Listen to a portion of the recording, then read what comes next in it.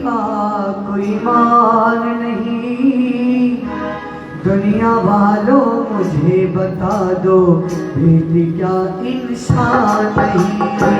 दुनिया वालों हमें बता दो, बेटी क्या इंसान नहीं।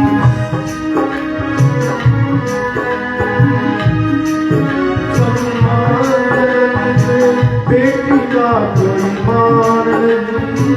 दुनिया वालों हमें बता दो, बेटी क्या संतान नहीं। बेटे का सम्मान जग में, बेटे का सम्मान जगत में, बेटी का कोई मान नहीं। दुनिया वालों मुझे बता दो, बेटी क्या संतान नहीं। दुनिया वालों मुझे बता दो, बेटी क्या संतान नहीं।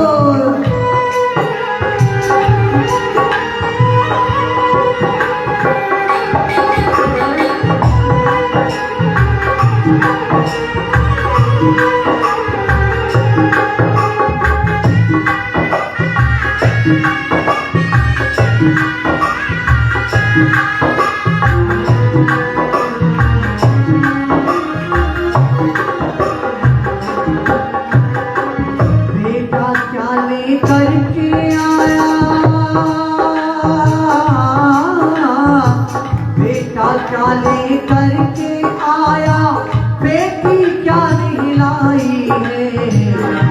बेटी के हर भाई की सोनी पड़ी कलाई है। हर भाई की सोनी पड़ी कलाई। बेटा क्या लेकर के आया, बेटी क्या निहलाई है। बेटी के हर भाई की सोनी पड़ी कलाई है। के हर भाई की सोनी पड़ी कलाई है। रक्षा बंधन भैया दोज का, रक्षा बंधन भैया दोज का, तुमको कितना ख्याल नहीं। दुनिया वालों मुझे बता दो, बेटी क्या संतान नहीं। दुनिया वालों हमें बता दो, बेटी क्या संतान नहीं।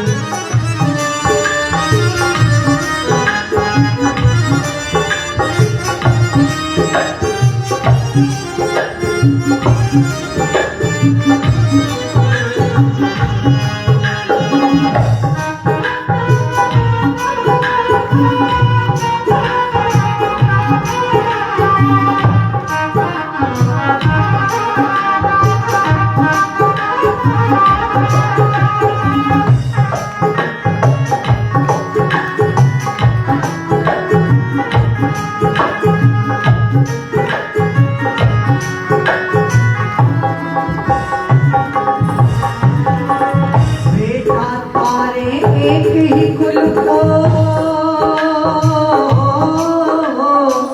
बेटा तारे एक ही कुल को, बेटी तीन को तारती है। मात पिता नाना नानी के सपनों को संवारती है।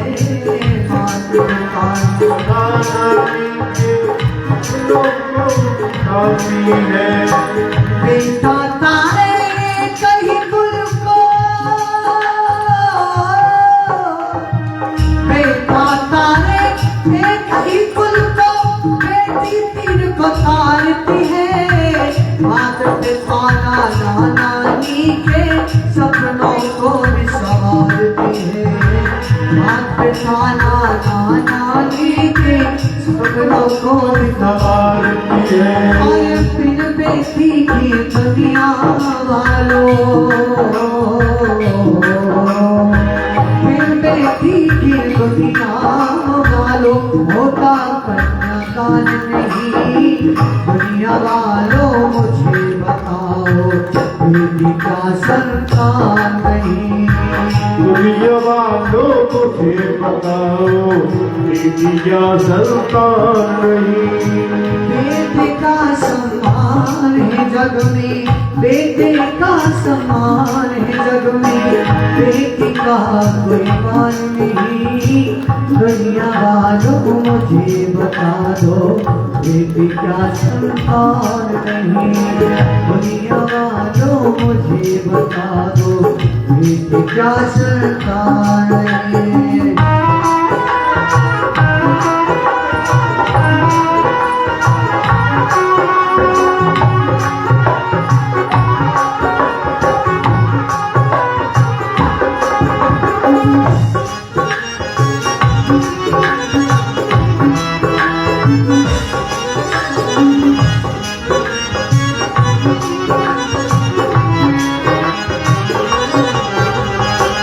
बेटा बेटी एक बराबर हो,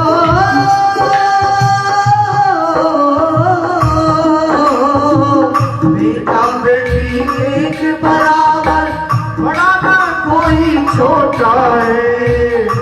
धर्मों में भरत जो समझे वो नियत का खोटा है। धर्मों में भरत जो समझे वो नियत का खोटा है। दोनों में फर्क जो समझे वो नियत का खोटा है। नियत के खोटे को रज्जो दिलता कभी सम्मान नहीं। नियत के खोटे को रज्जो दिलता कभी सम्मान नहीं। दुनिया वालों मुझे बता दो, बेटी क्या संतान है। दुनिया वालों मुझे बता दो, बेटी क्या संतान है। बेटी का सम्मान है जग में, बेटी का सम्मान है जग में, बेटी का कोई मान नहीं। दुनिया वालों मुझे बता दो, बेटी का संतान नहीं। दुनिया वालों मुझे बता दो, बेटी का संतान नहीं। दुनिया वालों मुझे बता दो, बेटी का संतान।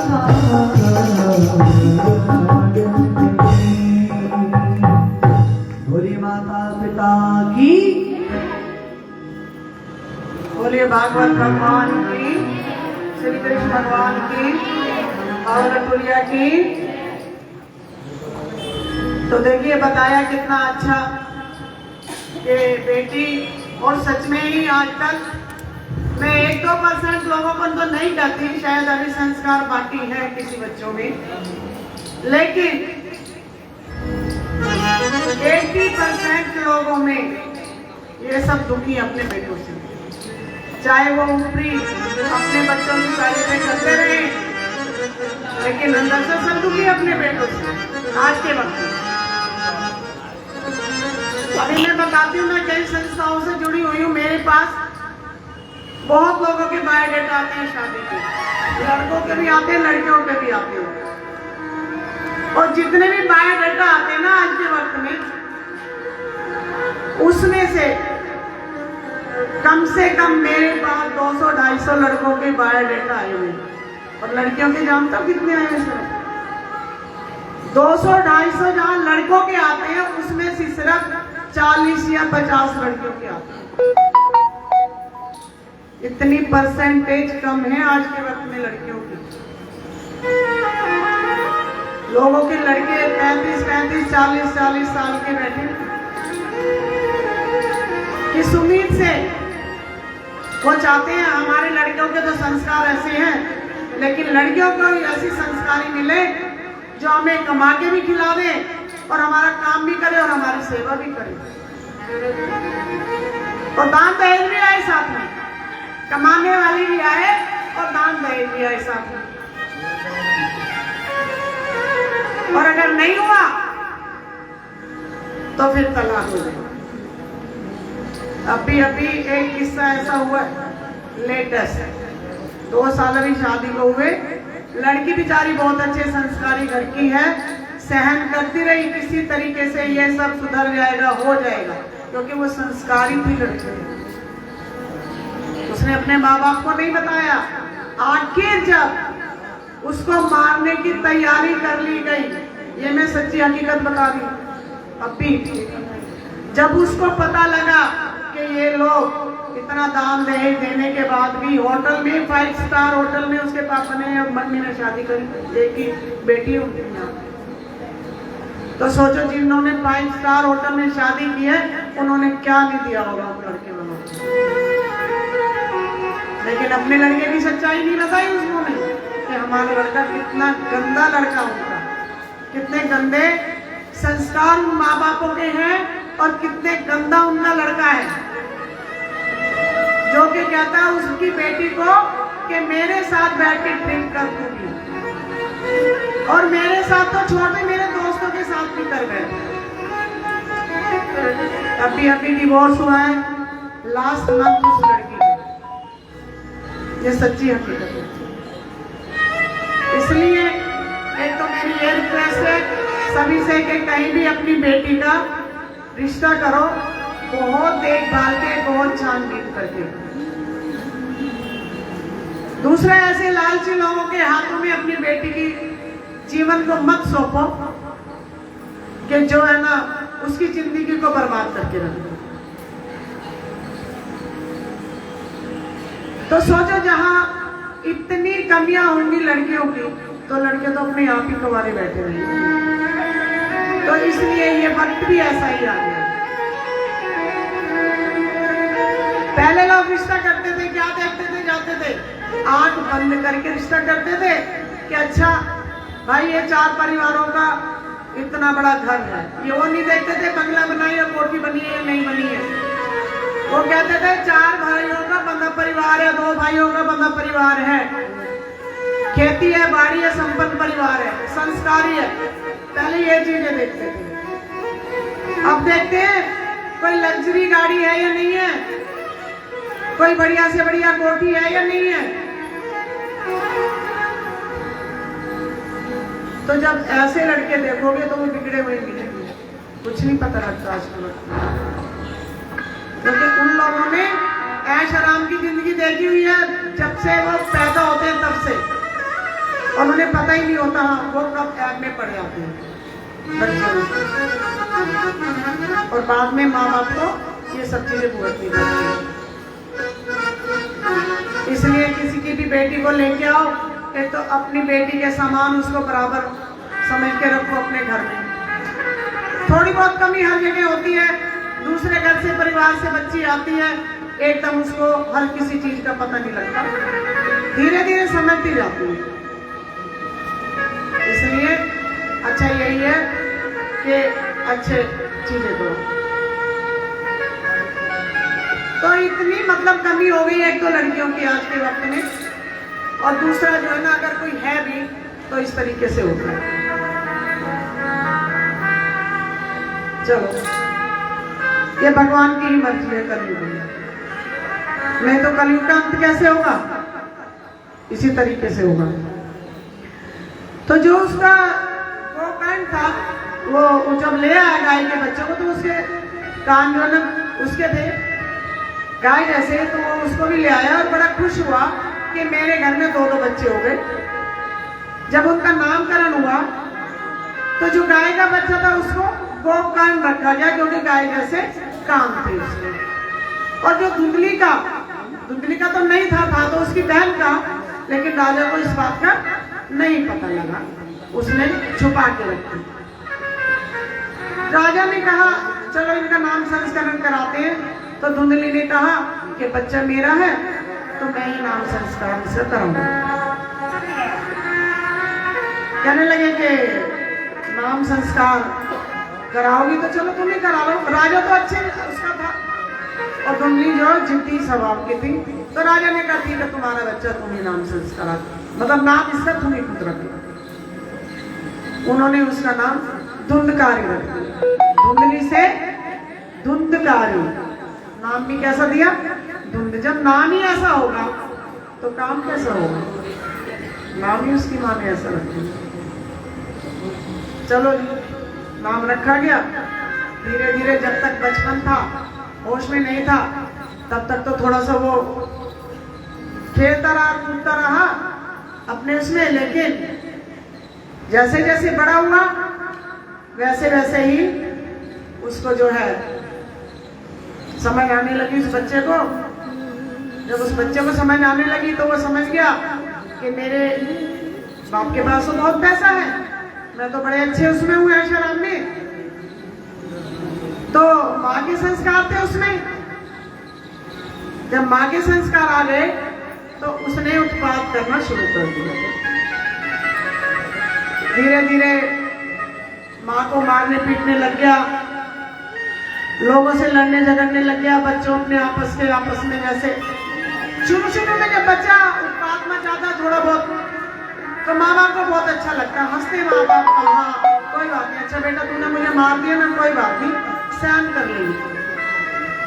लेकिन जैसे जैसे जब बड़ा होता गया उसकी आदत बन गई है, जैसे माँ की आदत थी कि जब तक वो 4 पड़ोसियों के पास जाके बैठ के बात नहीं कर लेती थी उसकी रोटी हजम नहीं होती थी, वैसे ही वो बच्चा भी बन गया ऐसे कि जब तक वो 2-4 लोगों को नहीं पीट लेता था उसका भी खाना हजम नहीं होता, उसकी भी नेचर ऐसी बन गई। अब धीरे धीरे वो उत्पाती हो गया, बड़ा हुआ, लोगों के सिर फोड़ने लग गया, लोगों को लड़ने लग गया, मारने लग गया, और इधर बाप से जबरदस्ती अपने से राजा से धन मांगने लग गया और उसको खराब करने लगा। अब राजा ने बहुत कोशिश की कि समझ जाए। एक दिन राजा इतना दुखी हो गया उसकी शिकायतों से, उसकी शरारतों से, उसके व्यवहार से कि वो बहुत दुखी हो गए।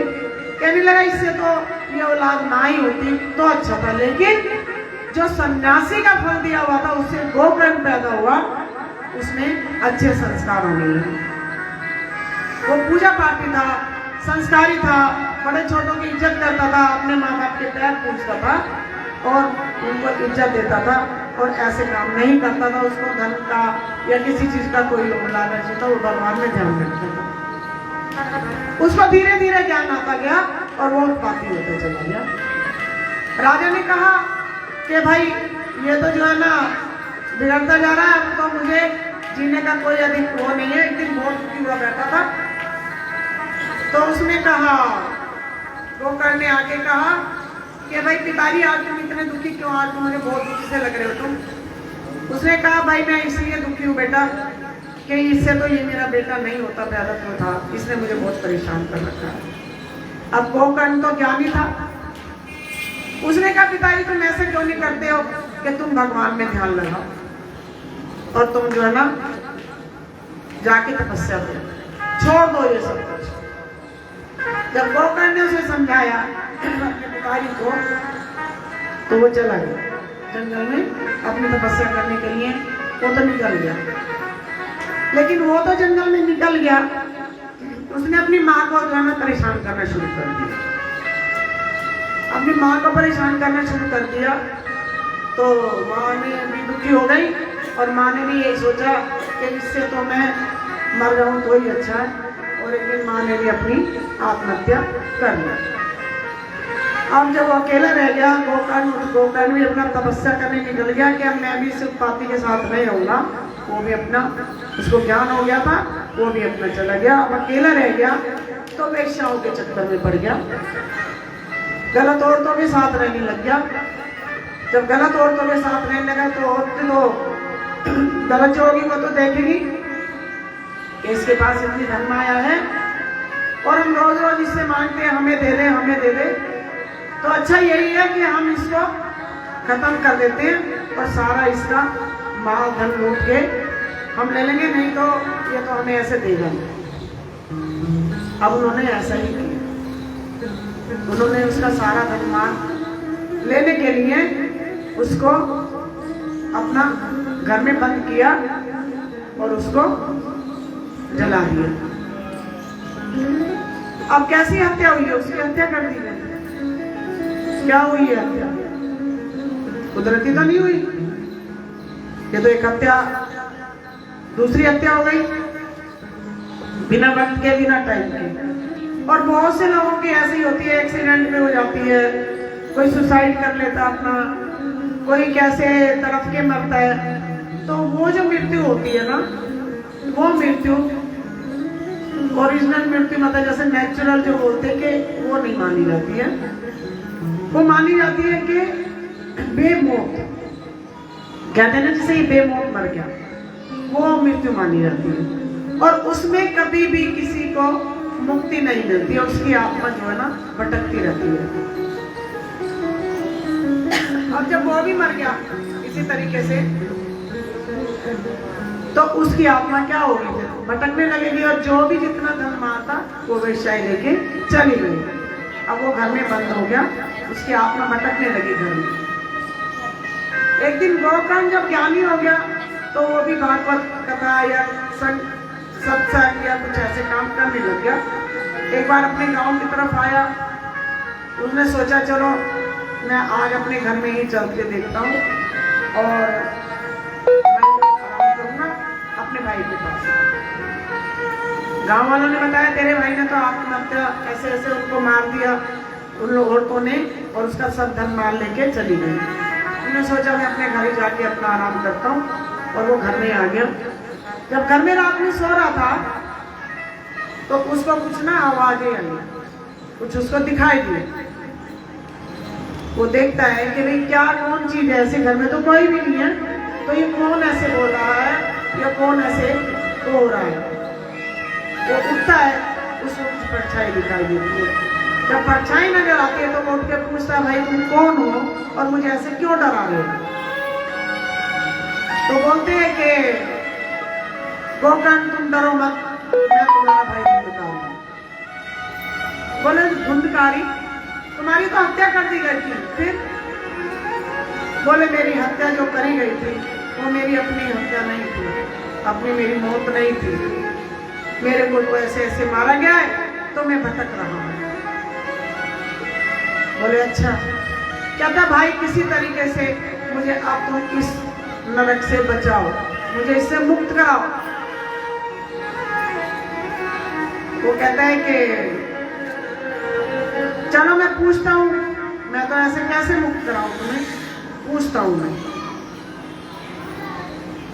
कहते अच्छा, उन्होंने गोकर्ण ने भी 2-4 अच्छे पंडितों से योगियों से पूछा तो उन्होंने क्या बताया, यही उपाय बताया उसको कि तुम उसके लिए बार सप्ताह कराओ और उसको तभी मुक्ति मिल सकती है।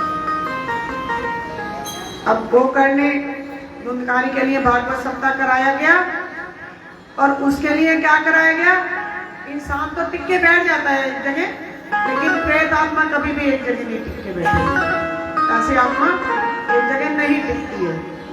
तो उसके लिए उपाय बताया गया कि एक 7 गांठ का बांस लगवाओ और उसमें उसको बैठाओ ताकि वो बैठ सके उसमें बंध के। उन्होंने ऐसा ही किया, एक बांस लगवाया गया उसमें और उसको उसमें बैठा दिया गया। बात शुरू कराई गई।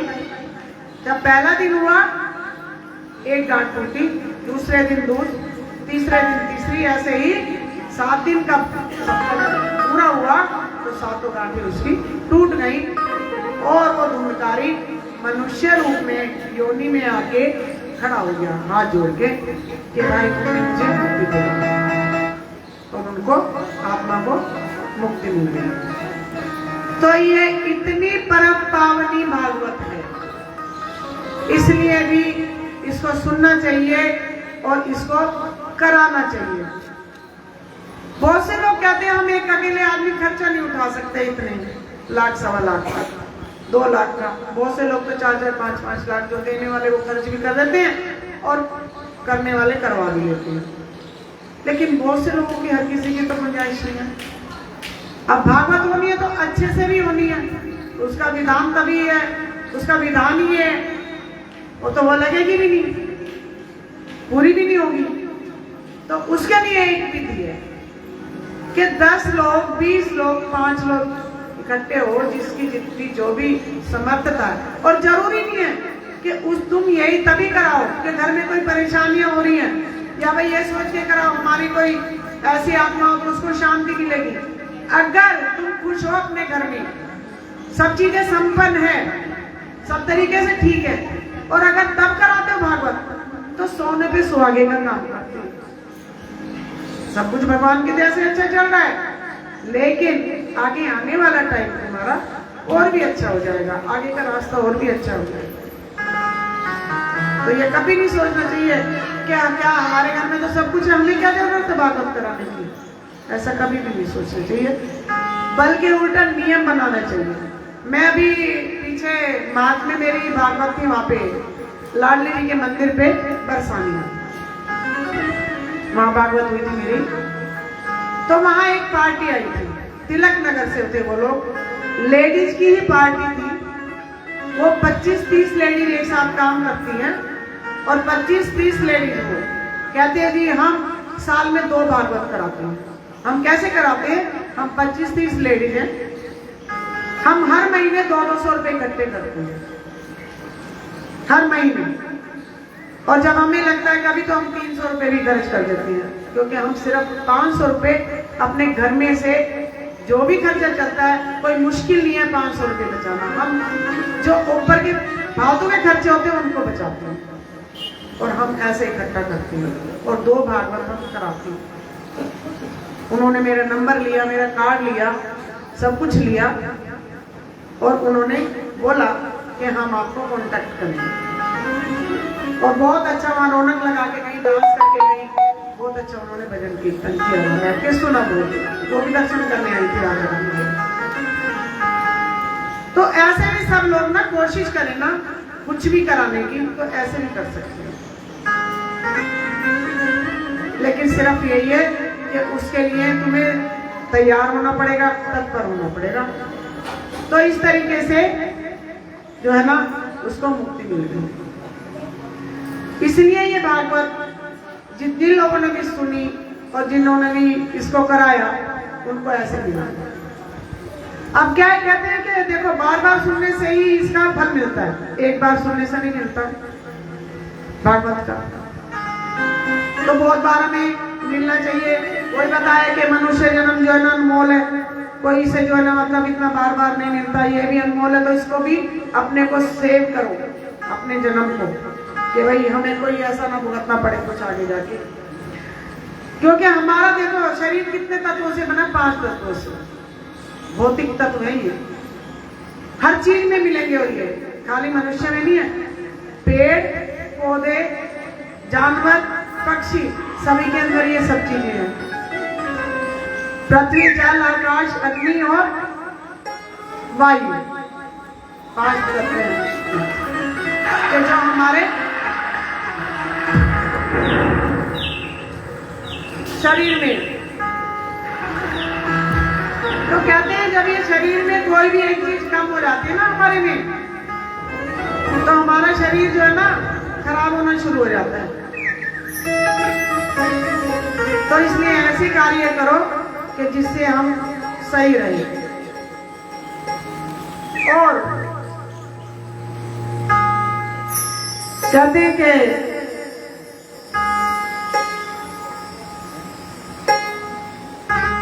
अब देखो उसका निवारण क्या है। कलयुग में कहते हैं कलयुग केवल नाम आधार सुमिर में उतर ही पाओ। बहुत आसान तरीका बताया गया कलयुग में इन चीजों का सुनने का, लेकिन जब तक मन में तुम्हारी सच्ची भावना नहीं होगी तो भक्ति नहीं जगेगी, और भक्ति नहीं जगेगी तो ज्ञान नहीं होगा। एक बार संकादियों ने नारद जी से इसका तो वो कैसे कहा, इसका इतिहास देखो।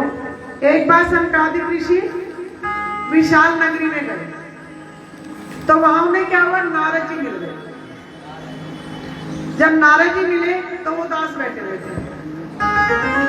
देखिए नारद जी कितने बड़े ज्ञानी, और जिन जो सबको मतलब बताते हैं कि ऐसा कर लोगे तो ऐसा हो जाएगा, ऐसा कर लोगे तो ऐसा, इतने बड़े ज्ञानी।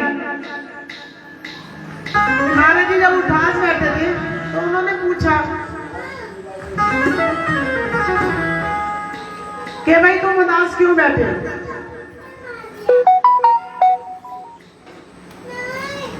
तो उन्होंने कहा कि मैं उदास क्यों बैठा हूँ? उसका एक कारण है। बोले क्या कारण है उसका? बोले मैं इतने तीर्थ घूम आया हूँ, बद्रीनाथ, केदारनाथ, गंगा, जमुना, कितने बड़े बड़े हमारे तीर्थ है जितने भी, मैं सब जगह घूम आया हूँ,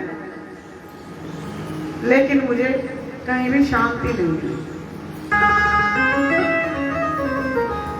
बोले कि मैं कैलाश पर्वत में देख आया, और लेकिन बहुत दुखी हूं कि जनता पब्लिक इतनी दुखी है, बहुत ज्यादा। अब उन्होंने क्या देखा था लेकिन नारद जी ने, कि जब मैं वहां गया उस नगरी में, तो एक औरत जो है ना बहुत जोर जोर से रो रही थी, और उसके साथ दो जो है ना आदमी, यंग लड़के, वो पड़े थे, मरे हुए, मृत शरीर था उनका, और वो रो रही थी, उनकी सेवा कर रही थी जमुना जी के तट पे, बार बार पानी ला रही थी, उनको पिला रही थी, और वो रोती जा रही थी और उनको उठा रही थी। बोले कि नारद जी ने जब उनको देखा, नारद जी ने उनके पास जाने की कोशिश की, लेकिन एक अनजान जगह थी, नई जगह थी, वो औरत भी नहीं थी उनके लिए, तो कोई भी आदमी एकदम नई औरत से बात करने में झिझकेगा। मगर उनकी आत्मा अंदर से बहुत अपने आप को कह रही थी कि मैं जाके इससे पूछूं कि क्यों रो रही है, इतनी दुखी क्यों हो रही है, शायद ये इसके बच्चे मर गए हैं इसलिए रो रही है। नारद जी जैसे ही चलने लगे तो मुड़ मुड़ के पीछे देख रहे थे, लेकिन उस औरत ने भाग के नारद जी को पकड़ लिया। बोले नारद जी तुम ऐसे क्यों जा रहे हो? कहने लगे कि मैं तो तुम्हारा दुख देख रहा हूं, तुम कौन हो नारी, तुम कौन हो? मैंने तुम्हें पहचाना नहीं। कहने लगे कि नारद जी मैं जो है ना भक्ति हूँ, भक्ति मेरा नाम है भक्ति। अब ध्यान से, बहुत ध्यान से सुनने वाली चीज है, मेरा नाम है भक्ति। और जो दो ये बच्चे मृत पड़े हुए हैं, जो मरे पड़े हैं, ये मेरे दोनों बच्चे ज्ञान और वैराग्य। भक्ति से ज्ञान पैदा होता है और ज्ञान से आदमी वैरागी हो जाता है। जिस दिन ज्ञान हो गया उस दिन तो वैरागी हो जाओगे और आत्मा परमात्मा में मिल जाएगी। उसी की जरूरत है हमें, उसी को जगाना। नारद जी कहने लगे भक्ति, और तुम मतलब ऐसे ज्ञान और वैराग्य तुम्हारे बच्चे में पड़े हैं, ऐसा क्यों? कि क्योंकि कलयुग है, इस नगरी में कलयुग में धर्म का, कर्म का और भक्ति का, ज्ञान का क्षय हो चुका है, मतलब बिल्कुल खत्म हो चुका है। कोई भी तो ऐसा नहीं है कि जो यहाँ पे भक्ति कर ले, ज्ञान कर ले और वैरागी हो जाए, तो सब खत्म हो चुका है यहाँ पे। तो मैं जाऊं तो जाऊं कहाँ? और ये मेरे बच्चे तभी जीवित हो सकते हैं जब इनको ये भक्ति से ही जाग सकते हैं, और भक्ति तो खत्म हो गई, अब कैसे क्या करूंगा? नारद जी ने कहा तुम ऐसा करो, एक जगह है मैं वहां तुम्हें भेजता हूँ और तुम वहां जाओ, वहां कृष्ण की भक्ति बड़े आराम से, बड़े सने से, बहुत लीन होके करो। तो सब वहां पे लीन रहते हैं इसी भक्ति में। और नारद जी ने उन्हें कहाँ भेजा?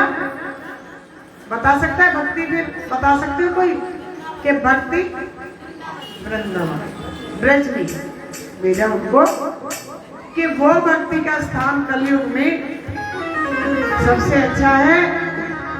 वहां सब जो है ना भक्ति करेंगे, और जाओ तुम, और जब भक्ति होगी तो ज्ञान और वैराग्य भी तुम्हारे जीवित हो जाएंगे। बोलिए श्री कृष्ण भगवान की, वृंदावन की, ब्रजभूमि की। ये हमारे ब्रजभूमि के ही बैठे हैं बच्चे सब, यहाँ भक्ति जगाने के लिए और ज्ञान बढ़ाने के लिए, तो इनकी भी जय। तो ऐसा हुआ, वो भक्ति जो है वहां से चल दी, और अपने दोनों बच्चों को लेके ज्ञान और वैराग्य कि वृंदावन के वृक्ष को मरम न जाने कोई जहाँ डाल डाल और पात पे श्री राधे राधे हो।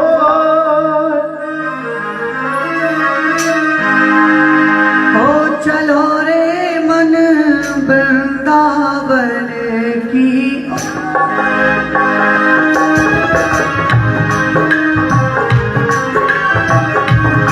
ओ चलो रे मन वृंदावन की ओर।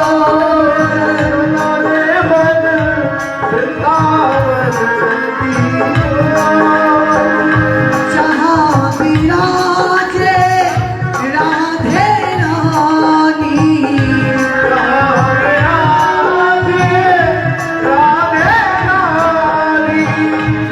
जहाँ विराजे राधे रानी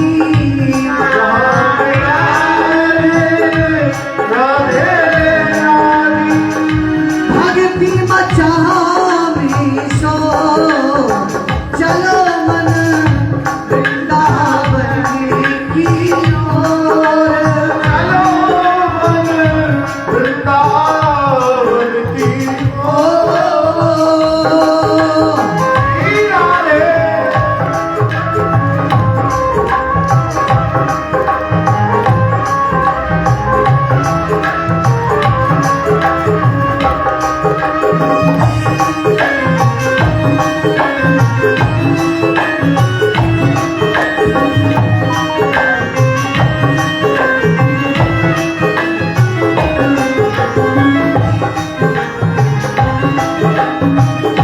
नित्य करे जहाँ मन में मोरा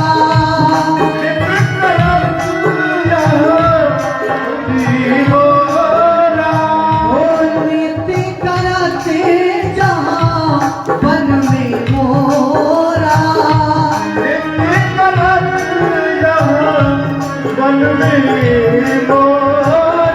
सबनी असदा लाल को छोरा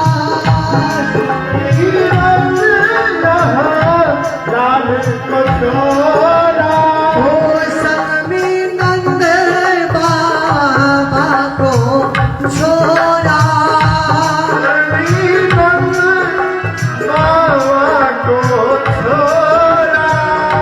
राधे नामी का जेकर बोलो राधे नाम को मिलकर बोलो ऐसा मचा दो शोर। चलो मन वृंदावन की ओर। चलो मन वृंदावन की ओर। चलो मन वृंदावन की ओर। चलो मन वृंदावन की ओर। चलो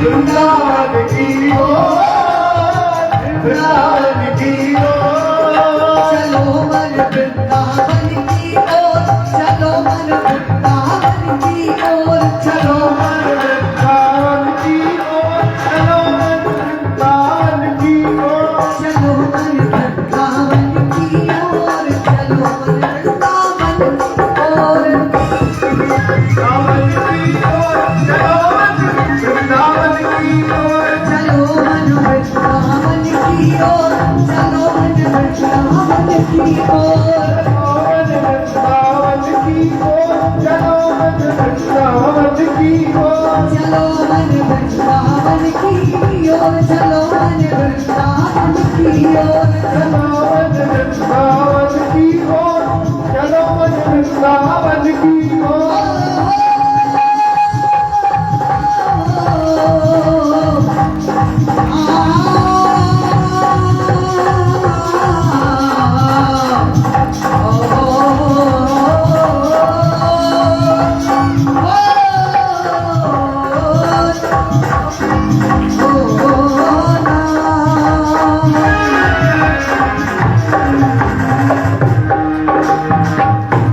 बोली राधा रानी की जय, बोलिए भागवत भगवान की जय।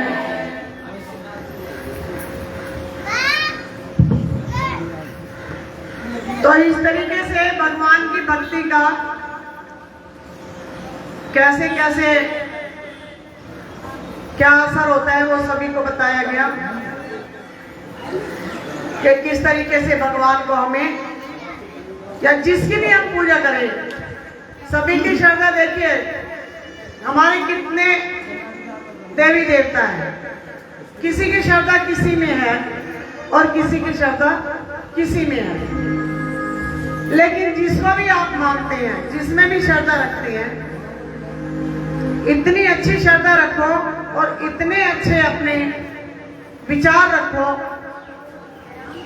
कि जो है ना हमें आगे कुछ हमारा रास्ता बंद ना हो, अड़चन ना आए, कि हम ठोकर ना खाएं।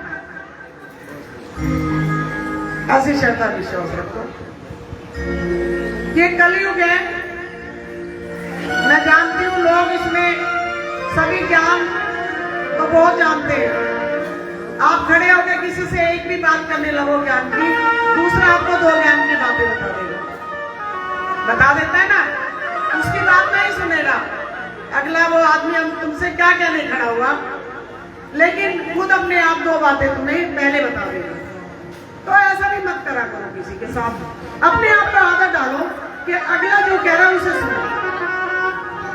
हाँ, अगर उसको कोई जरूरत है या आपकी मदद की जरूरत है या आपको कोई ऐसी मतलब अपनी परेशानी बता रहा है और उसमें आप उसको कोई सलाह देना चाह रहे हैं तो बोलना अच्छा रहता है। लेकिन ज्ञान तो सभी दे देते हैं, लेकिन उसको करता कितना कौन है, ये भी सोच के देखो अपने मन से। जिस दिन वो चीजें होने लगेंगी तो समझो कि आपका रास्ता धीरे धीरे साफ हो जाएगा। देखिए, जब इंसान मरता है ना, पता नहीं उसे किस किस सूझ से निकल के जाना पड़ता है भगवान के पास। ये नहीं हम भक्ति करें तो हमारे लिए विमान आ जाएगा और हम भगवान के साथ उसमें बैठ के चले जाएंगे। और कभी भी कोई भगवान को याद करने की या भगवान की भक्ति की ना कोई उम्र नहीं होती है। बहुत से लोग कहते हैं अरे अभी तो हम क्या हो गया, जवान है, हमारी तो अभी मस्ती करने की उम्र है, कर लेंगे जब टाइम आएगा। लेकिन वो टाइम आने ही नहीं दो ना, पहले ही करो। तो उस टाइम को ना टाइम मत दो आगे, उस समय को टाइम मत दो किसी खराब चीज को, मतलब उसको वहां तक पहुंचने का टाइम मत दो। मेरा कहने का ये मतलब है, यहाँ पहले ही अगर हम अपने अच्छे से कुछ कर्मों को करके चल लेंगे और अच्छे से अपने जीवन को करके चल लेंगे तो बहुत अच्छा हो जाएगा हमारे लिए। तो इसलिए भागवत भगवान को देखो 7 दिन में बांटा गया, क्योंकि ये बहुत बड़ा हमारा वो है पुराण, और ये एक दिन में पूरा नहीं आता, तो इसको 7 भागों में बांट दिया गया। वैसे तो बहुत बड़ा है ये, और इसको पूरा भी नहीं कभी भी नहीं कर सकते, लेकिन उसकी कुछ चीजें लेके इसका एक भागवत नाम दे दिया गया और इसको 7 दिन के उसमें बांट दिया गया कि 7 दिन में ये आराम से पूरा हो जाए, और 7 दिन में होके 8वें दिन इसका भोग लगाते हैं। और इसीलिए जब इसको जितना जितना हम सुनते हैं ना, उतना ही हमारा ज्ञान बढ़ता है। कभी भी देख लेना, किसी भी भक्ति में इतना रस नहीं आएगा जितना कृष्ण भक्ति में रस आता है। जब मैं वहां जाते हैं आप लोग वृंदावन, मथुरा या कहीं भी, शायद मैंने कहीं भी ऐसा नहीं सुना, वहां हर किसी मुंह पे सब बोलते रहते हैं राधे राधे राधे राधे राधे कृष्णा राधे कृष्णा। सभी के मुंह पे आपको ये मिलेगा। इंसान अगर नहीं भी सुनना चाहे तो अभी उसके कानों में पड़ेगा। तो एक भजन शायद आप लोग भी गाते हैं, सभी जगह गाया जाता है कि भजन करो भरी जवानी में बुढ़ापा किसने देखा है।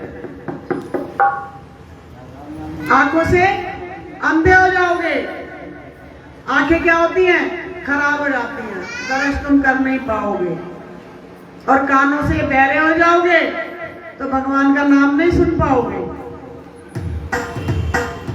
तो सच्ची बात है, ये कोई झूठी तो नहीं है। जिसने भी बनाया बहुत बढ़िया, बहुत सच्चा भजन बनाया,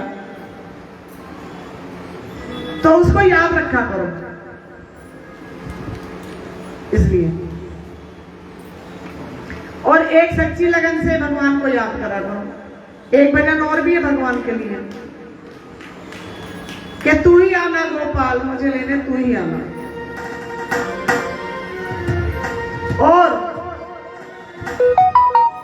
अगर तुमने उस सच्ची लगन से भगवान को बुला लिया ना, तो सच नहीं एक दिन आएंगे जरूर। तो इसीलिए ये भागवत भगवान जो है ना, ये भागवत बनाई गई है कि लोगों के कानों में सच्चाई पड़े। कृष्ण ने कैसे कैसे कल्याण किया लोगों का, कृष्ण की आगे आगे हम बताएंगे कथा। तो अभी 7 दिन, आज तो पहला दिन ही हुआ है, तो आज ये सब बताया कि भाई क्या है। और इनका जो है ना नाम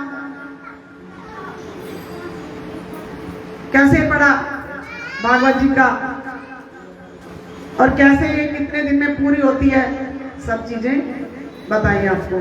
तो इसको भी ध्यान में रखा करो अपनी। हम यहाँ से सुनते हैं, घर जाके भूल जाते हैं कि अच्छा अब तो बच्चे के लिए चाय बनानी है, अब तो दूध देना है, अब तो रोटी बनानी है। काम करते रहा करो, मन में मनन करते रहा करो। ये सोचा करो आज हम वहां भी गए थे, कितना आनंद आ रहा था, कितनी हमने बातें सुनी, उसको भी याद करते रहा करो। घर में ही बता दिया करो, जाके अपने बच्चों को सुना दिया करो। हाँ, वो फोन जो है ना वो मत दिया करो बच्चों को। वो हाय हेलो तो ठीक है, लेकिन बच्चों को मत दिया करो। और बच्चों को ये बातें बताया करो जाके, देखो बेटा ऐसे अगर करोगे तो हमें भगवान मिलेंगे, और जो है ना तुम्हें विद्या देंगे, तुम्हें बुद्धि देंगे, तुम्हें सद्बुद्धि देंगे। तो ऐसे जो है हम भगवान को याद करेंगे तो हमें जरूर एक दिन भगवान मिल जाएंगे, और हमारी आत्मा परमात्मा में मिल जाएगी। देखिए हनुमान जी के पास क्या था कुछ हनुमान जी के पास क्या था, बताओ? कुछ भी नहीं था हनुमान जी। तो हनुमान जी ने क्या ऐसी भक्ति करी, कितनी भक्ति करी उन्होंने। कैसी भक्ति करी कि उन्होंने अपना सीना फाड़ के राम और सीता के दर्शन करा दिए थे। क्या था वो? क्योंकि उनकी सच्ची लगन थी नाम की। और उन्होंने अपना जब सीना फाड़ के दिखाया, उनको ना कोई धन चाहिए था, ना कोई माया चाहिए, ना उनको कुछ नहीं चाहिए। उनको तो सिर्फ एक राम का नाम चाहिए, हनुमान जी को। और आज भी कहते हैं हनुमान जी के सामने अगर तुम राम नाम कह के बुलाओगे ना उनके सामने, तो अपने नाम से खुश नहीं होंगे, वो राम जी के नाम से खुश हो जाएंगे।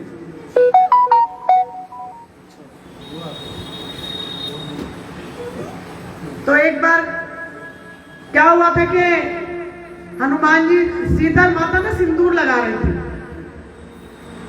और वो जब सिंदूर लगाती है सुहागन स्त्री, तो वह भी सिंदूर लगा रही थी। जब वो सिंदूर लगा रही थी तो हनुमान जी ने पूछा उनसे कि माँ तुम ये मांग में सिंदूर रोज लगाती हो, क्यों लगाती हो? तो देखो सीता माता क्या कहती है। शायद कुछ जितने भी बैठे हैं उनको आता भी होगा ये भजन, तो गा के मैं बताती हूँ। सीता मैया से बोले अंजनी के लाला, मांग में सिंदूर मैया किस लिए डाला, मांग में सिंदूर मैया किस लिए डाला।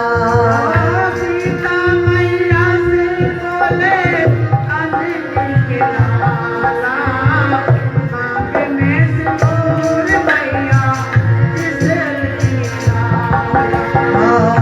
मान में सिंदूर मैया किस लिए डाला।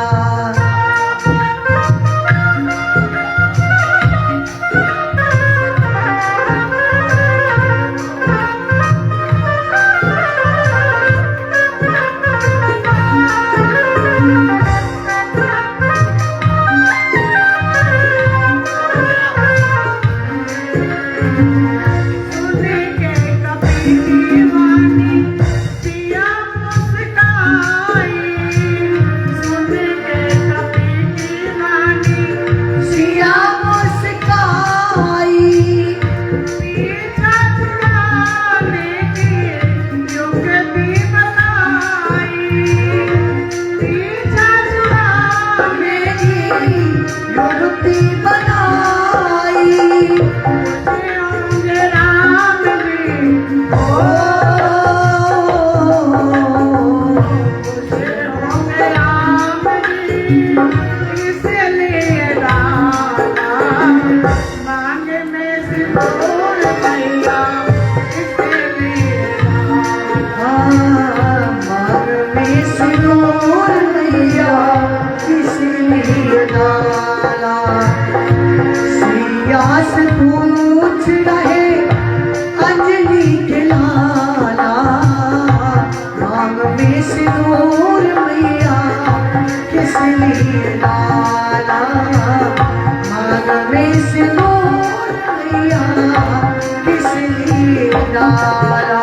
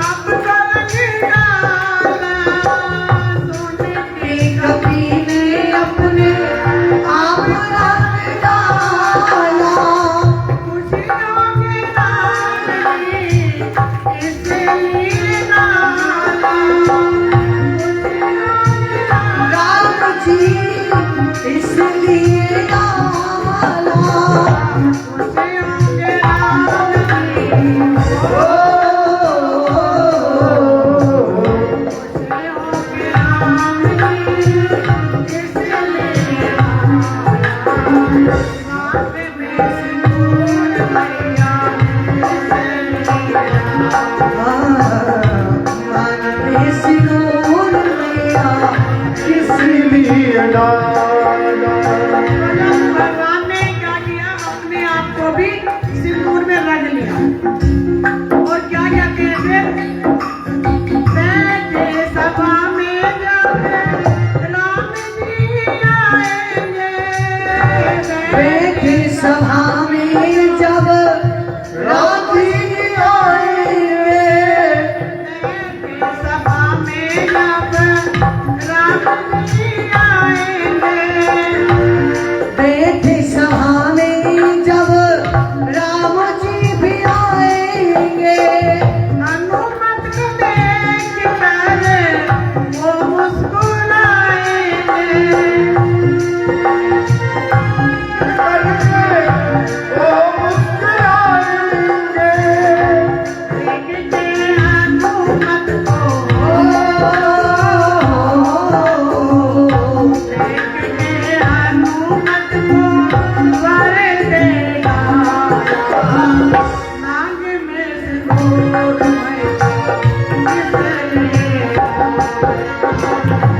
मांग में सिंदूर मैया किस लिए डाला,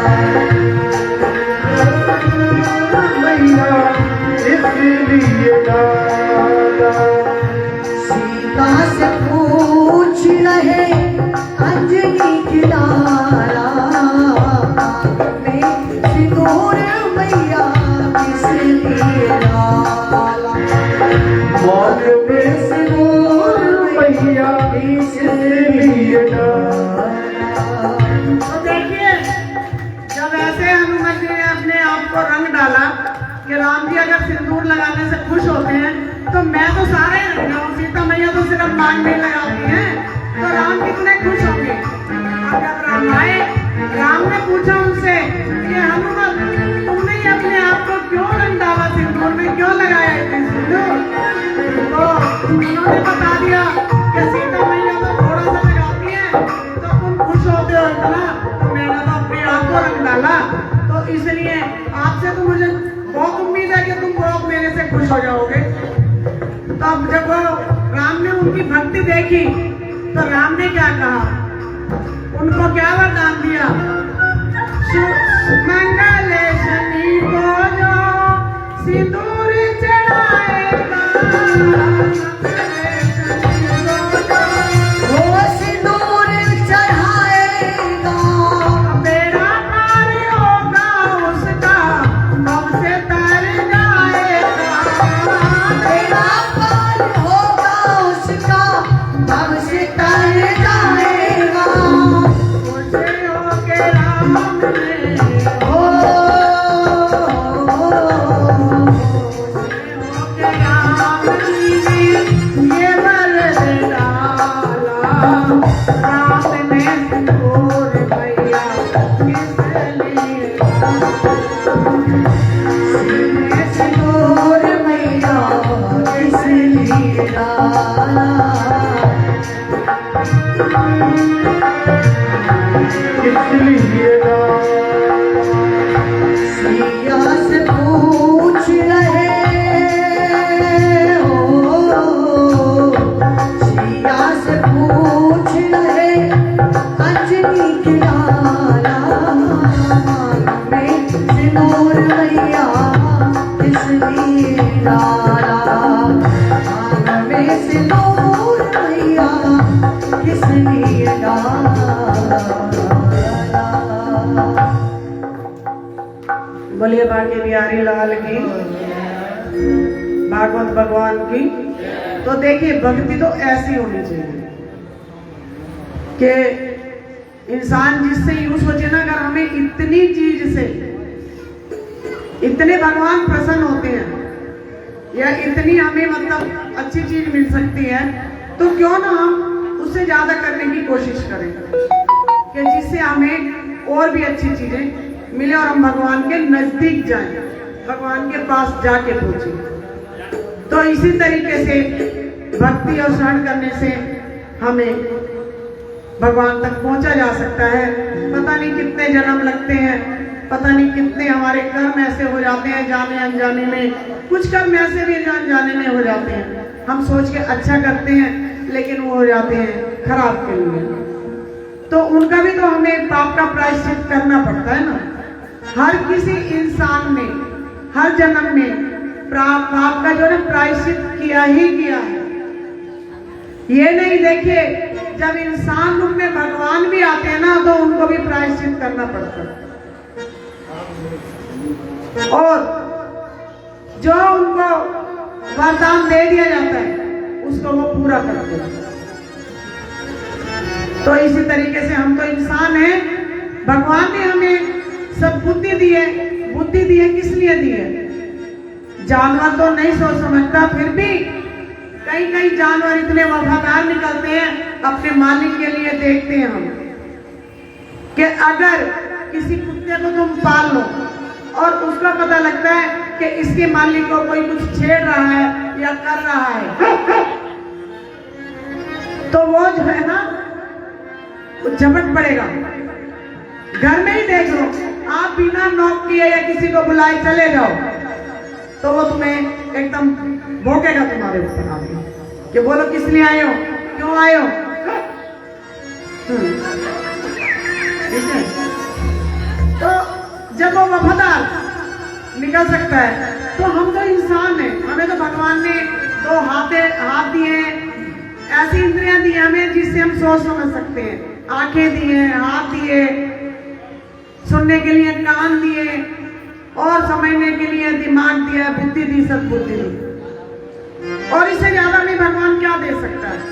अब हम उसको सोच समझ के करें ना करें ये हमारे ऊपर है, भगवान भी के ऊपर नहीं है। ये जो कहते हो ना कि भगवान भी जो कहता है कि भाई जब कर्म बढ़ा तो हम भगवान को पूजा क्यों करें। बहुत से लोग तो ऐसा सोचते हैं, मैंने कहते सुना लोगों को, जब कर्म ही प्रधान है तो क्यों ना हम दान करें और क्यों हम पुण्य करें, तो उसी से सब कुछ कमा लेंगे। अगर तुम्हारा एक रोटी से पेट भर सकता है तो तुम क्यों सब्जी खाते हो, क्यों सलाद खाते हो, क्यों सेब खाते हो कि भाई हमारी सेहत के लिए बहुत अच्छा हो। खाते हो ना अलग अलग चीजें अपने शरीर के लिए। तो क्या भगवान एक कर्म करने से तुम्हारा सब चीजें पूरी हो जाएंगी? उस अच्छे कर्म के साथ साथ दान पुण्य और अच्छी विचार करना भी बहुत जरूरी है। खाली एक चीज से कभी कोई चीज पूरी नहीं होती है। बहुत लोग सोचते हैं हमारे तो कर्म बड़े अच्छे हैं, हम नहीं करेंगे। भाई अब तुमने भगवान ने बुद्धि ऐसी दे दी तो हम क्या कर सकते हैं? हम तो समझा ही सकते हैं ना, भाई इस रास्ते मत जाना, इस रास्ते में कांटे हैं। फिर भी इंसान कहे नहीं नहीं नहीं मुझे तो चलना आता है, कांटों से बच के निकलना, फिर तो गिरोगे ही ना कहीं, और कहीं ना कहीं तो वो कांटे चुभेंगे भी पैर में। तो करनी और कर्तव्य में ना बहुत फर्क होता है, इसलिए सोच समझ के ही चलना अच्छा होता है। और मैं तो ये सोचती हूँ कि आज जितने भी ये लोग यहाँ पे उपस्थित हुए, जितने भी लोगों ने यहाँ हाजिरी लगाई है, उनके बहुत सत्कर्म हैं, बहुत अच्छे कर्म हैं जो वो लोग यहाँ आके बैठे हैं और जिनके कानों में ये भागवत की चर्चा जा रही है, हो रही है। और उनको भगवान आगे यही सद्बुद्धि और सदगति दे कि जो है ना वो हमेशा सुनते रहें और अच्छे कर्म करते रहें। ये आप लोगों के कोई अच्छे ही पुण्य हैं, अच्छे कर्म हैं जो आज यहाँ बैठे हैं। और आप लोगों के उससे यहाँ मैं बैठी, भगवान ने मुझे बैठाया यहाँ पे आप लोगों के लिए। तो ये जो है ना हमारे तुम्हारे संस्कार हैं कुछ अच्छे, उसी से देखो जहाँ अच्छी संगति होती है ना वहाँ अच्छी संगत वाले लोग जरूर मिल जाते हैं। और जहाँ खराब संगत होगी ना, कोई एक पीने वाला मिल जाए वो ढूंढता फिरेगा, अच्छा बार बार पूछेगा किसी से भाई कुछ पीना है, तुम्हें पीना है। लेकिन जब तक कोई मिलेगा नहीं वो ढूंढता रहेगा उसको। तो क्या होगा, वो एक इकट्ठा होगा, दो होंगे, चार होंगे, उनकी एक अलग से वो बन जाएगी। क्यों नहीं बैठ जाते यहाँ सत्संग में आके, क्यों नहीं बैठ जाते यहाँ सुनने? क्यों? कि उनके कर्म तो अच्छे हैं ही नहीं, कैसे बैठ सकते हैं आके? इसलिए तो ये सब जो है ना कर्मों का, पुण्यों का सब फल भगवान जरूर देता है, और जो बच जाते हैं वो हमारे काम आता है। क्योंकि इस परिवार में कहीं ना कहीं पुण्य हमारे खत्म होते रहते हैं और जो बचते हैं ना वो हमें मिल जाते हैं। तो उसके लिए यही है कि अब हम जो है और इकट्ठा करें और इकट्ठा करें और इकट्ठा करें, जिससे वो संचित होता रहे और हमारे साथ चले। असली सफर इंसान का आखिर अकेला जाना और ऐसे आता है और ऐसे जाता है। इंसान कहीं कुछ नहीं जाता, सिर्फ एक अच्छाई, एक सच्चाई और अच्छे कर्म, तो दान और पुण्य ये सब जाता है साथ में, बस बाकी कुछ नहीं जाता इंसान के साथ। मैं तो इतना ही कह सकती हूँ, बाकी मानना ना मानना सीखना आप लोगों के हाथ में है, कैसे कितना कर सकते हो और लोगों को भी बता सकते हो अच्छी चीजें। तो देखिए एक भगवान की कृपा बहुत है, एक भजन गाते हैं, उसके बाद आरती की तैयारी करते हैं, भगवान से प्रार्थना करते हैं।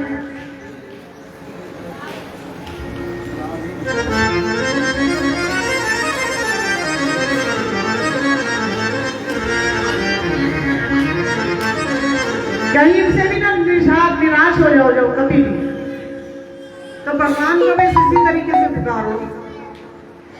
डूबतों को बचा लेने वाले मेरी नैया है तेरे हवाले, डूबतों को बचा लेने वाले मेरी नैया है तेरे हवाले, डूबतों को बचा लेने वाले मेरी नैया है तेरे हवाले, डूबतों को बचा लेने वाले।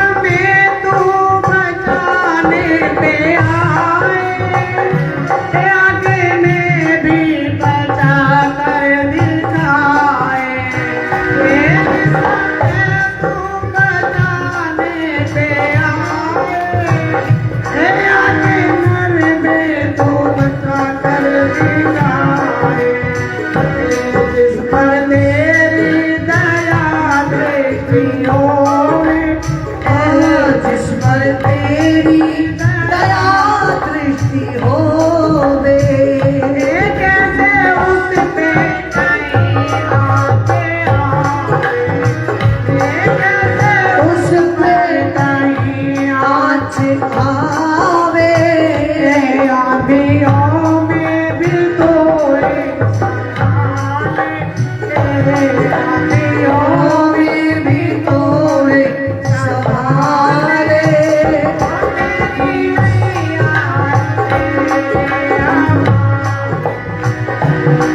दुखों को बचा लेने वाले, डूबतों को बचा लेने वाले, ओ मेरी नैया है तेरे हवाले, डूबतों को बचा लेने वाले।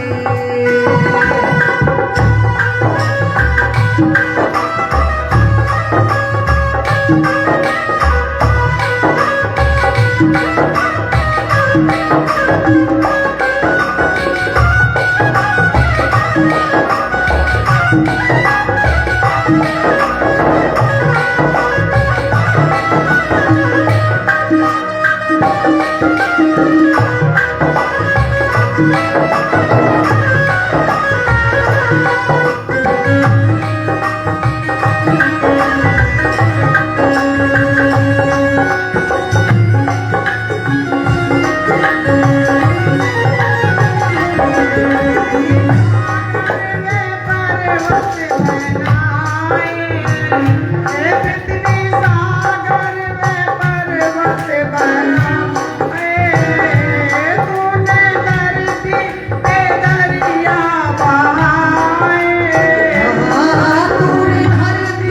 पे दरिया बहाए, सूरज करोड़ों सितारे सूरज करोड़ों सितारे बोले आकाश में भी खिलाए बोले आकाश में भी खिलाए, सब काम जग में निराले सब काम जग से निराले, मेरी नैया तेरे नैया है तेरे हवाले,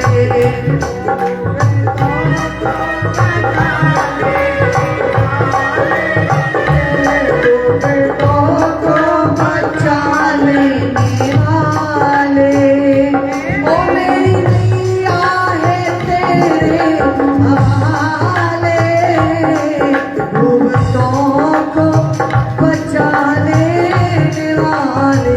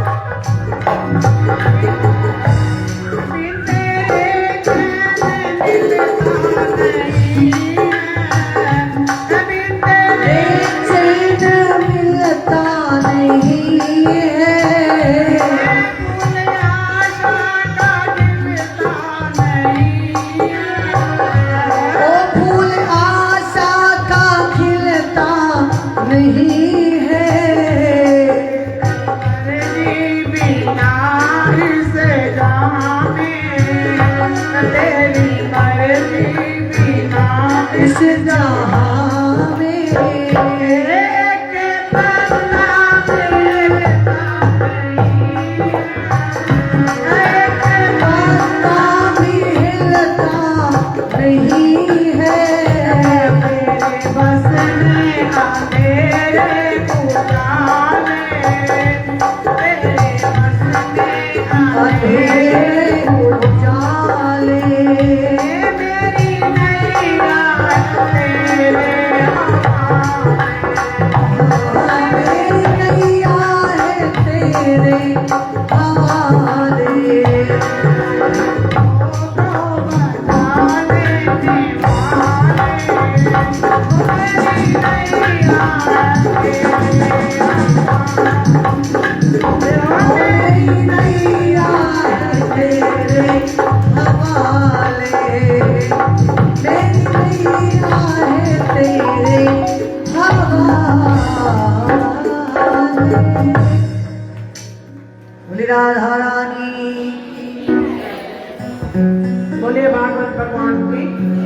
भगवान की जय। बाबा लड्डूरिया की जय। चलो अब आरती का टाइम हो गया। बोले राधा रमण लाल की, श्री बांके बिहारी लाल की, श्रीमद् भागवत महापुराण की जय। जय श्री राधे, जय जय श्री राधे जय। देखिए भगवान की बड़ी पावन दिव्य मंगलमय आप सभी कथा श्रवण कर रहे हैं। देखिए आज कथा का प्रथम दिवस जो है विराम दिवस की ओर है। कल भगवान की बड़ी पावन दिव्य मंगलमय कथा है। देखिए कथा श्रवण मास में आप सभी के ऊपर भगवान की विशेष कृपा हुई है, जब आप सभी को ऐसा पुण्य फल प्राप्त हुआ है। देखिए कथा के बीच में अगर एकादशी आए और एकादशी के बीच में भी अगर सोमवार आ जाए तो कितना पवित्र, और उसी बीच में भागवत कथा हो रही है, श्रावण मास का महीना चल रहा है ना। दूसरी बात देखिए कथा की विशेषता है, कथा तो आप सुनते हैं पर भागवत जी की परिक्रमा लगती है, सुबह सुबह लगती है ना 108 परिक्रमा। जिन भक्तों की सामर्थ्य वो 108 लगाएंगे। यहाँ परिक्रमा के लिए स्थान छोड़ दिया जाएगा। परिक्रमा कैसे लगते हैं ध्यान पूर्वक आप सभी श्रवण करेंगे, आपको ये बात सुनने को नहीं मिलेगी। देखिए कुछ लोग जोर से परिक्रमा लगाते हैं कि नहीं लगाते हैं, उससे क्या होता है, उससे आयु बढ़ती है। कुछ लोग जिनके घर में लड़ाई झगड़े होते हैं, अगर वो मिष्ठान से परिक्रमा लगाते हैं तो वो रिश्तों में मिठास आती है। अगर कोई व्यक्ति बीमार होता है, क्या होता है बीमार, अगर वो सूखे मेवे से परिक्रमा लगाता है तो रोगों का निवारण होता है। अगर किसी माताओं को पुत्र की कामना होती है, अगर वो भागवत जी की 108 परिक्रमा फल से लगाते हैं तो पुत्र प्राप्ति होती है। और कोई जो व्यक्ति होते हैं जिनको भक्ति की आकांक्षा होती है, अगर तुलसी दल से परिक्रमा लगाते हैं तो भक्ति प्राप्त होती है। और अगर आप लोग कुछ लोग होते हैं माला जाप करते होते हैं और परिक्रमा लगाते रहते हैं, देखा होगा आपने, तो मोक्ष प्राप्ति के लिए होता है। जिन भक्तों के लिए कुछ लोगों के लिए धन की आकांक्षा होती है, पैसे की, अगर वो धन से एक एक सिक्के से 108 परिक्रमा लगाते हैं भागवत जी की तो धन की पूर्ति होती है। इसी प्रकार से अनेक अनेक परिक्रमा है। 7 दिन आज जो है भगवान की कथा का प्रथम दिवस हो चुका है। कल 6 दिन बचे हुए। अब आप लोग कल से सुबह प्रातः काल की बेला में परिक्रमा लगाएंगे। दूसरी बात, सुबह यहाँ पर प्रातः काल की बेला में 9 बजे पूजन होगा। आप सभी 9 बजे पूजा के लिए पधारे। देखिए एक कथा किसकी है, आप सभी की कथा है, आप सभी के इसके यजमान है। और भोले बाबा को एक कथा श्रवण कराई जा रही है। किसको कराई जा रही है, भोले बाबा को। जो भी माताएं एवं भाई बंधु जोड़े से पूजन करना चाहते हैं तो सुबह 9 बजे पूजा के लिए पधारेंगे। जोड़े से हमसे संपर्क कर लेंगे, पूजा की सामग्री हम आपको बता देंगे। दूसरी बात, एक सूचना और सुनिए, कुछ स्थान ऐसे होते हैं जहाँ पर खाली हाथ नहीं जाया जाता है ना। गुरु स्थान हो गया, जब हम प्रदेश से जाते हैं अपने घर में तो खाली हाथ नहीं जाते हैं, या कहीं सत्संग में जाते हैं, कथा में जाते हैं तो कुछ न कुछ प्रसाद वगैरह आप अपने हाथ में लेके आ सकते हैं। तो प्रसाद के लिए भी आप सभी पधारेंगे। तो आप सभी परिक्रमा भी लगाएंगे और इसके बाद में कथा भी श्रवण करेंगे। कथा का समय जो है 3 बजे से 6 बजे तक है। देखिए एक चीज हम आपको, आप विस्तार से सुनिएगा। देखिए ये जो यहाँ पर साज वाले भैया है ब्रजधाम वृंदावन से पधारे हुए हैं, और जो माता जी हैं, आप सोचिए माता जी स्वयं बरसाने में भी अभी कथा करके आए। कोई यजमान होता है तो ठीक है। देखिए व्यक्ति अपने लिए बिल्डिंग बनाते हैं, अपने लिए खर्चा करते हैं, पर माता जी भगवान के लिए खर्चा करती हैं, भगवान के लिए कथा कराती हैं और आप सभी को राम नाम का प्रचार करती हैं। ये विशेष कृपा है। और देख लीजिए भैया, लोग वृंदावन नहीं जा पाते हैं पर माता जी ने स्वयं वृंदावन यहाँ पर ला दिया है। अगर इस वृंदावन में नहीं आएंगे आप सभी तो आपके जीवन को राधे राधे, तो आप सभी को बड़ा आनंद आएगा। तो आप सभी व्यास जी का ताली बजाकर स्वागत करेंगे। इन्होंने आप सभी के लिए बड़ी पावन दिव्य मंगलमय कथा श्रवण कराई है। आइए अब भगवान की आरती करेंगे बड़े भाव से। सभी अपने अपने स्थान पर खड़े हो जाएंगे एवं फैन बंद करेंगे। भजन होगा राधे। बोल बांके बिहारी लाल की। ये भक्तों की डिमांड है कि भाई एक भजन हो, तो इसलिए भगत चाह रहे हैं कि भाई एक भजन हो जाए तो एक भजन हो जाए।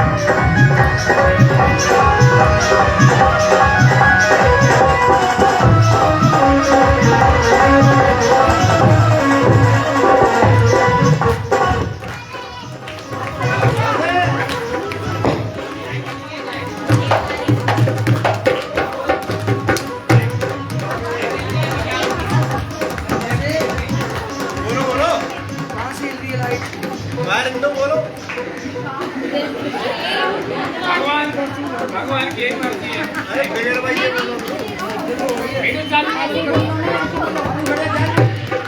ओ बेदर्दी दर्द न जाने बेदर्दी दर्द न जाने ओ बेदर्दी दर्द न जाने ओ मेरी एक बात न माने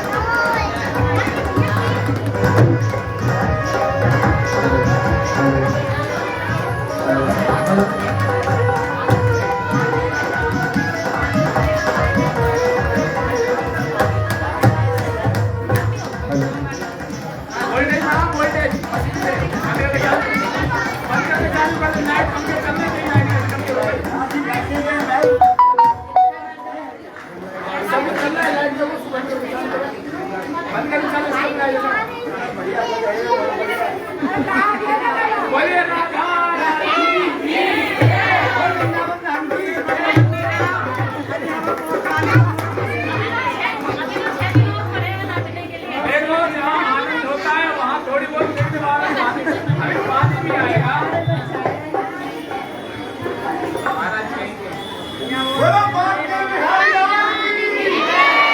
बोलो राधा रानी सरकार की। जय जय श्री राम। लाइट सही कर लो जी। बोलिए राधा रानी की, एक नारायण भगवान की। देखिए जहाँ आनंद आता है ना, आज पहला दिन है। कौन सा दिन है? और इतने में कितना आनंद आ रहा है। अब 6 दिन बचे हैं, 6 दिन देखना कितना आनंद आने वाला है आप सभी को। अभी तीसरे दिन की कथा में बावन भगवान की झांकी के आप सभी दर्शन करेंगे। फिर चौथे दिन की कथा होगी, कन्हैया जी का जन्मोत्सव मनाया जाएगा। सब कुछ लौटेगा। आप लोगों ने कभी रसगुल्ले उड़ते हुए नहीं देखेंगे, पर चौथे दिन मिलेंगे आप सभी को। चलिए अब आरती लीजिए, आरती प्रयोग करेंगे।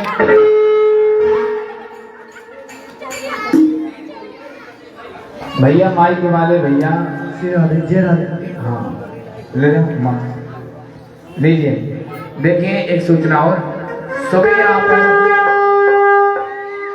रुक जाओ, संघ भैया रुक जाओ, भगवान के कल पड़ गए। देखिए सुबह यहाँ पर 9 बजे पूजन होगा। जो भी जोड़े से पूजन करना चाहते हैं वो ठीक 9 बजे यहाँ पर पधारेंगे। 3 बजे आप सभी कथा के लिए पधारेंगे। ओम ज्वालामालिने नमः, रत्नेश्वर्ये नमो नमः, गंधाक्षतपुष्पाणि समर्पयामि।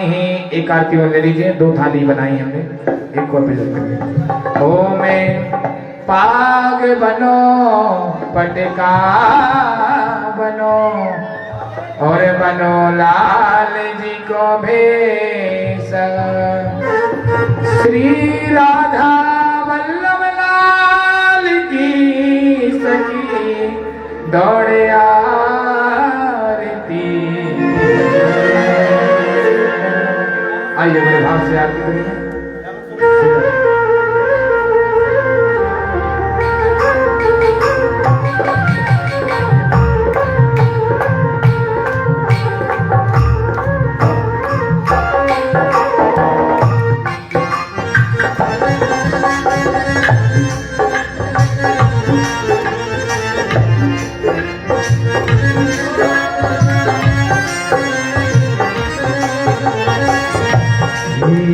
धारी तेरी आरती गाओ,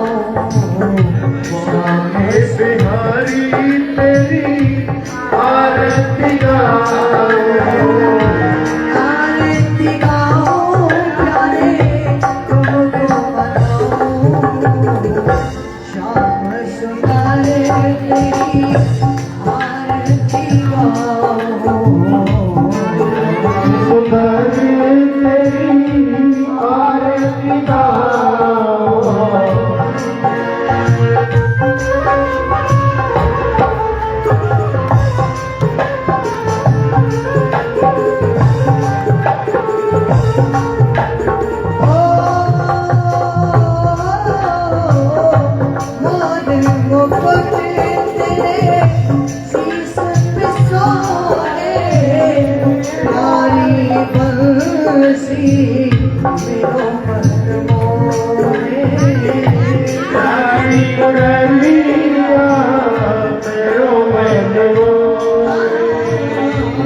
सारी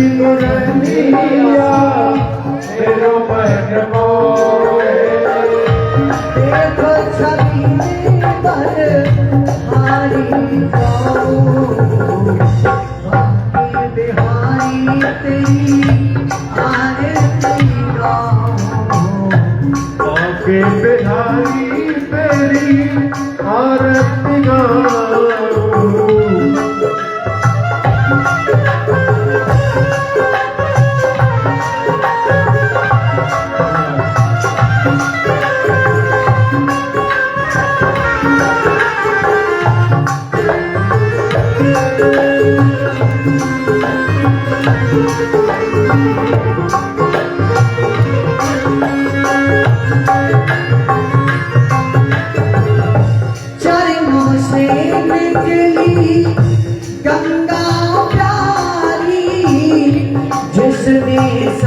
सारी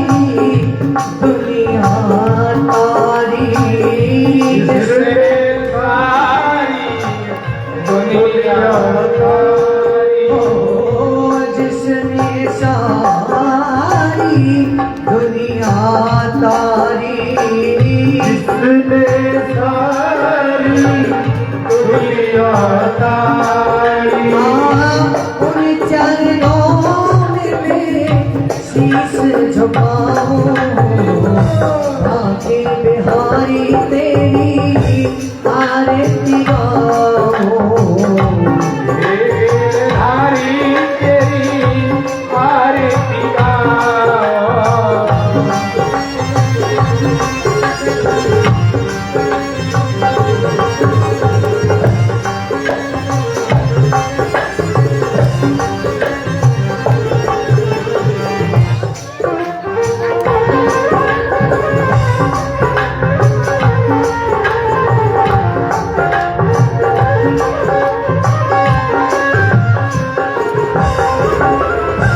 काशी अनाथ के नाथ आप हो, सुख दुख जीवन साथ आप हो। सुख दुख जीवन साथ आप हो। सुख दुख जीवन साथ आप हो। सुख दुख जीवन साथ आप हो। हरि चरणों में बल बल जाऊं। श्याम सुंदर तेरी आरती गाऊं। श्याम सुधारी तेरी आरती गाओ। जी हरिदास के प्यारे तुम हो। मेरे मोहन जीवन धन हो। मेरे मोहन जीवन धन हो। मेरे मोहन जीवन धन हो। ओ मेरे मोहन जीवन धन हो। देख छवि वाले हारी जाओ। हे गिरधारी तेरी आरती आगे बिहारी तेरी आरती गाओ। आरती गाओ प्यारे तुमको मनाओ। श्याम सुंदर तेरी आरती गाओ। आगे बिहारी तेरी आरती गाओ। तेरी आरती गाओ। तेरी आरती गाओ। कर्पूर गौरव करुणावतारम संसार गोविंद हार भवानी से सप्तमी त्वमेव माता त्वमेव तमेव त्वमेव वेदान्तं त्वमेव सर्वं त्वमेव देवा त्वमेव सर्वं त्वमेव देवा। त्वमेव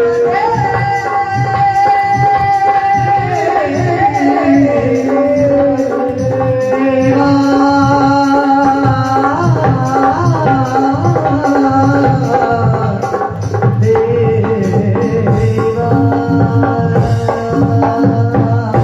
ओम जलेन शीतले गरणं पुष्पे देवादिवन्दना आरोग्यार्थे आत्माभिवन्दनं देवाभिवन्दनं जलं समर्पयामि। मन्त्रपुष्पाञ्जलि।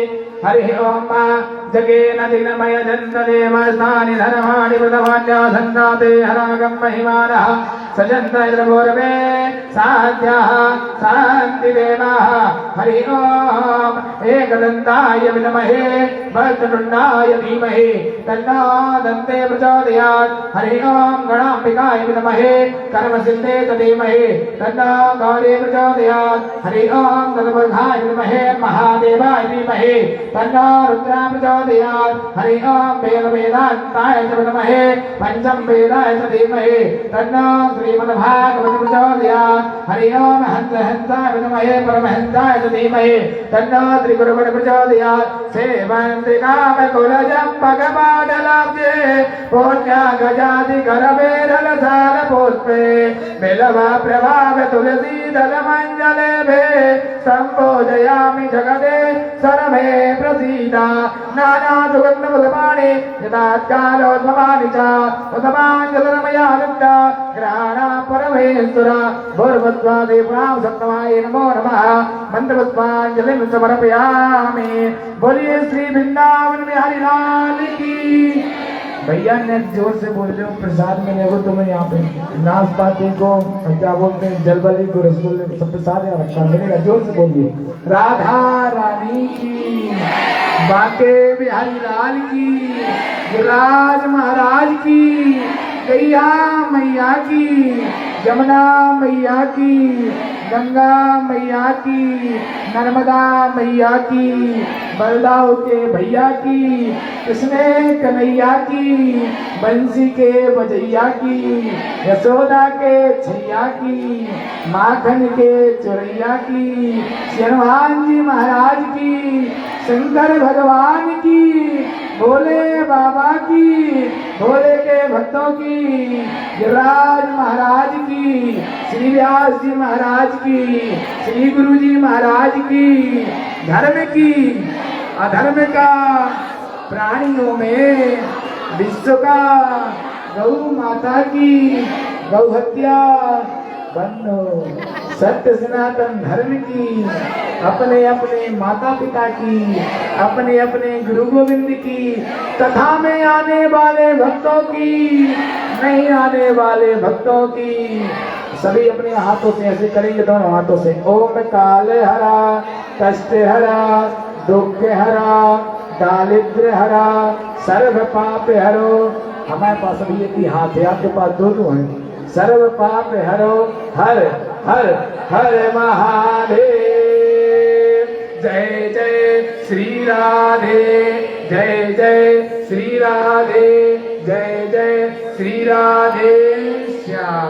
देखिए अब आप लोगों को प्रसाद मिलेगा, तो प्रसाद बैठ के लेंगे, है ना। अब